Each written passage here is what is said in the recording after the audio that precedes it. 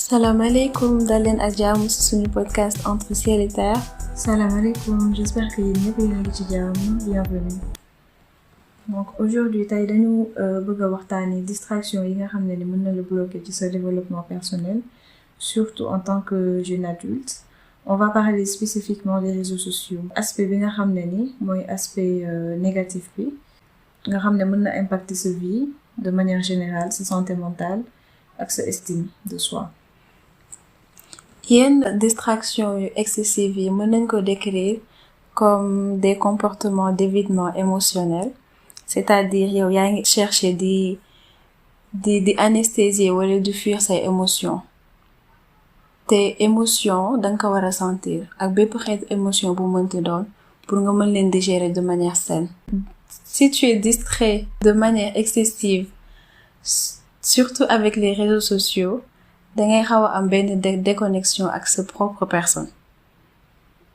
Ni nga war a sentir émotion doo leen sentir noonu en fait, parce que tout le temps yaa ngi chercher di leen nëbb wala di leen laax wala di utiliser contenu pour fàtte, alors que fàtte boobu noonu c'est dangereux pour ce développement personnel. C'est dangereux de se déconnecter avec soi-même. Ngay anesthésier sa bopp, ngay nekk dans le déni. Mais aussi c'est beaucoup plus dangereux ngay déconnecter sa bopp di connecter wu ci loo xam ne ni jëriñu la. Wala plus grave, ça va t'affecter de manière négative. Te réseaux yi dafa am aspect boo xam ne ni boo ci deful attention mën nga tomber dans ce piège, dans ce trou bi nga xam ne ni dina la affecter mentalement. Réseaux sociaux yi dañ leen désigner benn façon boo xam ne ni leen defaree forcément boo leen di utiliser sans mode d'emploi dina affecter sa santé mentale. C'est conçu pour que ñu am addiction ci réseaux yi. boo seetloo surtout algorithme yi nu muy demee boo duggee duñ la encourager pour nga génn, mais dañ lay gën a encourager pour nga toog, dañ lay gën a encourager pour que nga yokk sa temps d'écran, alors que le temps c'est sacré, le temps c'est important. Le temps c'est important, le temps c'est de l'argent. Donc ko soxla pour sa bopp. Du coup c'est pas pour rien ñoom sa temps la ñu bëgg di jël.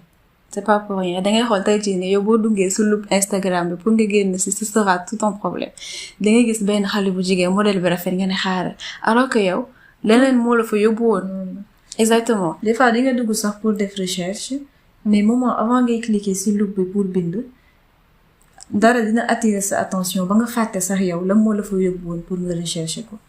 Et c'est pareil aussi pour les For You page sur TikTok. Il faut faire très attention. Suñu temps lañu soxla, suñu attention lañu soxla. Te loolu bu yàggee sax daf lay affecter. Dafay affecter, mën na affecter sa santé, mën nga am ay problèmes de concentration. Notre génération, on a beaucoup plus de mal comparé aux autres de se concentrer sur tâches yi nga xam ne ni dafay jël temps. Comme film dangay gis boo nekkee ci TikTok lu yàgg, boo paree pour nga seetaan vidéo YouTube bu yàgg wala pour nga toog seetaan film, ça sera tout un problème. Amatuñ sa patience aussi seetaan film. Doo am patience wala def yenn tâches yi nga xam ne ni ça va demander beaucoup plus de patience. Manquer patience dina affecter aussi sa productivité, sa qualité de travail. Dina affecter sa qualité de travail parce que boo jëlul patience am na yenn détails yoo xam ne ni mënoo ko perfectionner. Donc loolu rek ça montre que ni ça affecte notre santé mentale. Ce n'est pas pour rien à chaque fois ñu ngi def ay mise à jour yu bees en fait. Léegi Instagram am na ay Reels yi c'est très similaire à TikTok aussi à chaque fois dañuy créer ay paramètres yoo xam ne ni yu bees live yi ak yooyu juste pour nga gën a passer du temps ci application bi la. Voilà. ñoom lépp lu ñu mën def rek pour téye sa attention, placer ay publicité wala essayer la jaay benn produit ñoom loolu la ñuy xool mais pas sa santé mentale. Donc en tant qu'adulte ku nekk war nga defal sa bopp mode d'emploi boo xam ne ni moom nga utiliser réseau yi pour nga bañ a tomber dans ce trou boobu nga xam ne ni amul fin. nga am addiction yi war nga créer sa mode d'emploi parce que réseau yi bonul. Am na ñu ci nekk di ci liggéey, di ci jàng, am na ñu ci nekk di ci jàng, am na ñu ci nekk di ci perfectionner seen ay compétences. Il faut nga xam ni nga koy utiliser pour mu jëriñ la ci sa vie, aider la ci sa développement personnel, mais pas que mu lay ralentir lu. explosion yenn maladie mentale yi comme ADHD wala yenn maladie comme dépression wala anxiété bu ëpp bi études yu bari ñu ngi koy rattaché avec les réseaux sociaux. Le cerveau humain n'est pas fait pour di toog ngay scroller di yéeg di wàcc à longueur de journée dangay toog jékk saay la ñooy la journée bi jeex na te defoo si dara lu am sens. Suñ génération ñu ngi sombrer dans la médiocrité te loolu yëpp tayel paresse ak ñàkk productivité bi réseaux sociaux yi di def si ñun moo ko waral. Comme niñ ko waxee rek banul mais il faut que yow nga xam niñ koy utiliser ba pare mën na am ay influence ci sa vie yoo xam ne ni c'est à revoir daal. Il faut nga tegal sa bopp ay limites. C'est pas parce que nekkatoo école wala amatoo parent bu la limiter que yow tu ne dois pas te limiter toi-même en fait. Ku nekk war nga tegal sa bopp ay limites war nga rendre sa bopp ay compte. C'est important. Mën nañu waxtaanee aussi ci influence yi muy am ci sa vie. Surtout les relations parasociales. Mais aussi voilà les relations parasociales nañ ci wax ba pare. Des fois di nga am benn engagement boo xam ne ni ci vie nit ki ce n'est pas normal. Ce n'est pas normal. Tu passes tes journées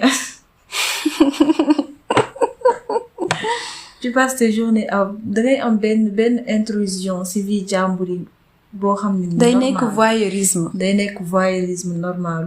Les gens partagent de manière excessive et nous aussi on consomme de manière excessive. Voilà am na yenn aspect yenn partie ci seen vie privée yoo xam ne nii on n'est pas censé voir ça. Alors que ñoom loolu yëpp dañ koy monétiser pour gën a am xaalis.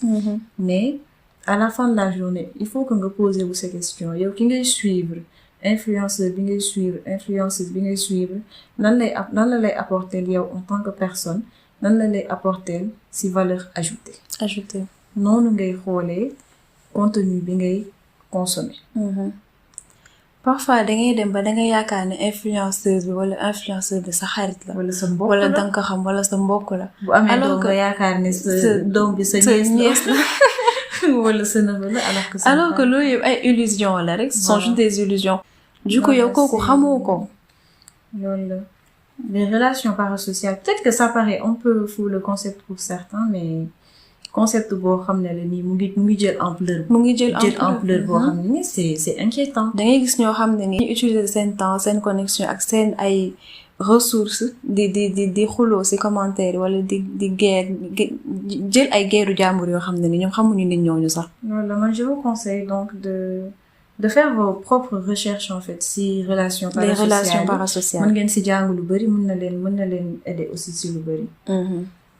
te xoolal contenu ngay consommer xoolal nu mu lay impacter bu nekkee boo suivre nit ki ba pare tu vas te sentir en retard dans la vie danga koy xool benn train de vie benn lifestyle bu muy dund bu nekkee mu ngi lay démotiver wala mu ngi lay décourager nga naan lii de man xëy na duma ko mës a am. duma ko mës a am man sama âge la am moom mu am lii man amuma ko.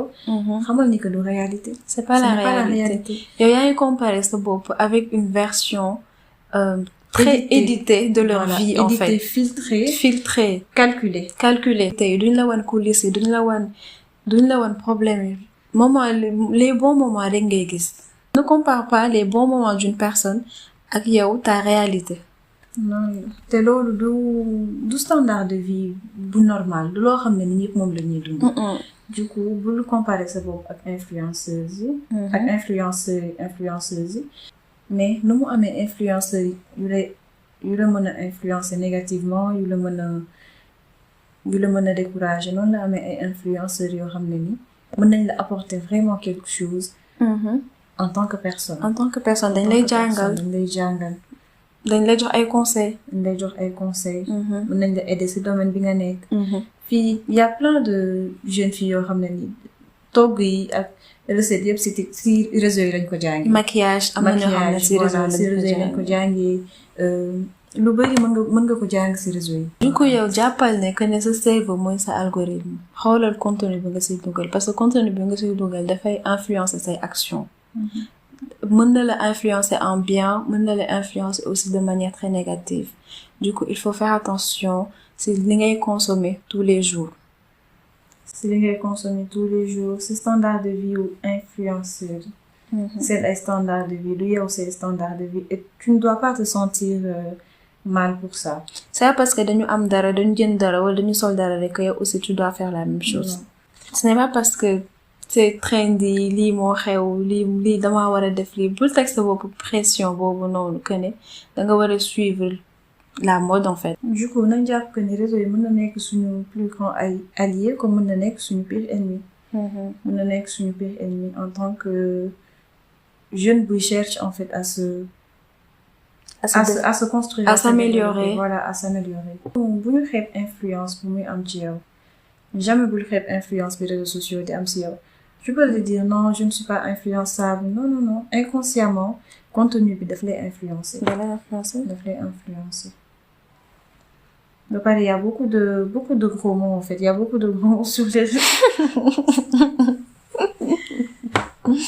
langage boobu sax mën nga dem ba après nga adopté ko. danga koy adopté doo xam foo jaar danga koy adopté man. c'est inconscient. am na benn genre langage boo xam ne nii dama ko doon wax à la fin dama doon wax man lii fan la jóge la moo tax may wax lii. mais jour bu ma jëlee benn recul ci réseau yi laa seetlu que ne moo yooyu day ñëw lu bari sama vocabulaire sans ma def ci attention sans faire exprès en fait.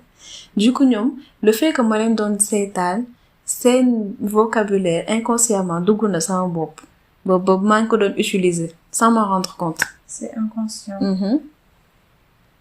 Ba pare réseaux sociaux yi parfois c'est une perte de temps.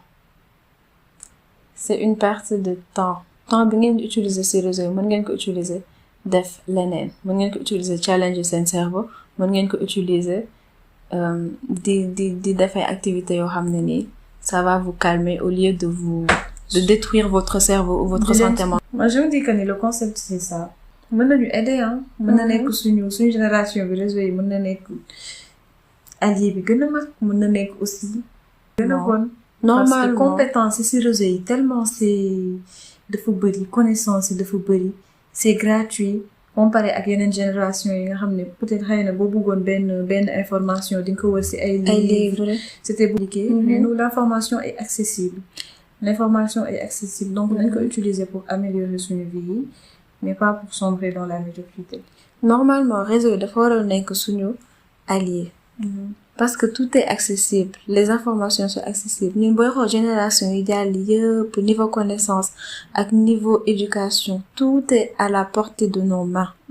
On a accès à tout bépp sujet boo mënti xalaat bépp domaine boo mënti xalaat mën nga ci jàng gratuitement parfois tu peux prendre des cours gratuitement Harvard dañuy joxe ay cours gratuits sur internet. livres yi PDF. waaw PDF yi. Du coup il y a des gens ça sur les réseaux il y a des gens yoo xam ne ils sont là prêts à partager leur passion. Intéressé wu nga par technologie am na ñu nekk ci réseau yi di ci wax. Voilà, je sais pas, par les voitures, par le maquillage, la mode et tout ça. La cuisine. Voilà. Ay experts, des fois ay psychologues ñoo ngi fi pour partager. Ay imams ñoo ngi fi pour partager seen connaissance donc. Ay pasteurs. Pour mode d'emploi pour ma règle bi ci gën a am importance mooy nga utiliser les réseaux yi pour toi et non contre toi. Pour ton développement. Tu peux prendre des notes. Booy seetaan benn vidéo bu am sens nii jëndal sa carnet et tu prends des notes li ngay connaissance bi ngay amasser ci réseau yi bul ko bàyyi noonu rek sa bopp bi en fait faut noter ça faut écrire ça il faut appliquer ça dans ta vie. ba pare am na concept bu bees mooy carnet de culture mën ngeen def ay exactement carnet de culture loolu lay wax information yi ngeen di for ngeen koy dajale ci carnet boo xam ne day nekk seen kër tout le temps ngeen koy lire. Au lieu aussi de trop consommer mën ngeen commencer créer. Pourquoi ngeen lancer wu ngeen commencer créer loo xam ne ni boo leen ko defee dina apporter valeur ajoutée ci nit ñi mu intéressé. mën ngeen créer chaîne YouTube mën ngeen créer blog mën ngeen créer page Instagram pour seen passion bu fekkee am ngeen ay passion. bu fekkee da ngeen dessiner partager leen seen ay dessins. bu fekkee waaw exactement. Les gens ils sont vraiment prêts à apprendre en fait. Les gens ils sont prêts à apprendre donc loolu lañ mën partager rek ngeen partager ko bu leen ko xeeb am na ko mën a jàppale. léegi dañuy wax ci activité intellectuelle yi nga mën a adopter au lieu des réseaux sociaux pour développer sa vie. La lecture. La lecture, l'écriture. Lecture dafa nekk benn activité boo xam ne nii dafay ubbi sa bopp bi ay portes de réflexion. C'est super important de lire. booy xool génération yi jàll yëpp ñun suñ génération yi dañoo fonk lecture ah. ñëpp dañ ko fonkoon. Du coup c'est très important de lire parce que non seulement daf lay yokk vocabulaire dafay améliorer sa manière de penser ba pare c'est fun en fait. c'est fun ba pare domaine bi dafa vaste. boo leen déggee lecture rek bu leen ko formaliser catégoriser ko non c'est vaste. c'est très vaste. xoolal li la intéressé nga lire ci loolu bu nekkee psychologie la nga lire ci psychologie boo ko doxalee noonu ça sera beaucoup plus fun. Ça sera beaucoup plus fun. L'écriture également. Parce que lecture mën na la jàngal lu bari mais écriture mën na la jàngal lu bari ci sa bopp. ci sa bopp concept boobu la américain yi di wax journaling. voilà mën na la jàngal lu bari mën nga ci découvrir lu bari. psychologue yu bari aussi dañ koy recommander et c'est simple c'est accessible kaana rek ngay soxla. Et tu écris tes pensées. Exercice mental la boo xam ne c'est bénéfique et c'est prouvé. L'écriture dafa nekk mën nañ ko comparer comme tey jii nii ñu jox la une pile de laine bu jaxasoo rek ñu ne la léegi yow laine bi defaraat ko bu baax ba mu baax a baax il faut tout réarranger c'est pareil booy bind yaa ngi arranger sa pensée yi nekk sa bopp yaa ngi leen di catégoriser yaa ngi leen di mettre en place yaa ngi calmer sa bopp en soi yaa ngi calmer sa bopp parfois même tu résous tes propres problèmes. Non, il faut trouver des passions. Xoolal li nga bëgg nga di ko def avant les gens ils avaient des passions mais ñun réseau yi tax na taratuñu dara. Il faut trouver des passions c'est sa passion bu ko xeeb. ak lu mu tuuti ak nit ki lu mu la ko xeebal yow boo ko bëggee rek. bul ko xeeb def ko si ça te fait plaisir. Il y a aussi des activités comme les mots mêlés, les mots fléchés, les puzzles. Ils sont prouvés scientifiquement pour décalmer ce cerveau bi. ba pare da koy challenger en fait. Ce sont des activités yoo xam ne ni non seulement c'est pas facile à faire mais ça prend du temps. Du coup daf lay challenger exercice la pour nga entraîner ce cerveau bi. Il faut que suñu génération bi ñu delluwaat ci slow living boobu noonu. au lieu ñuy nekk di seet instant gratification bi ñuy seet tout le temps avec les réseaux sociaux. ñu trouver balance en fait entre réseau yi ak la réalité. La réalité. mën nga profiter fii mën nga am ay activités aussi en temps réel. ba pare se reconnecter avec la nature. La plage. demal nga toog nga nooyi brise bi. nga nooyi brise. nañu xam que ni réseau yi en soi du lu bon am na aspect positif am na aspect négatif ñun ñoo war a tegal suñu bopp mode d'emploi boo xam ne dinañ ci profiter sans pour autant mu léser ñu wala liñ ci profiter ëpp li mu ñuy indil ay inconvénients. Exactement. na ku nekk ubbi xelam ñu toog di xalaat et nañuy challenger suñu cerveau yi nañuy bàyyi di toog tout le temps di dépendre ci réseau yi pour mu ñuy distraire en fait.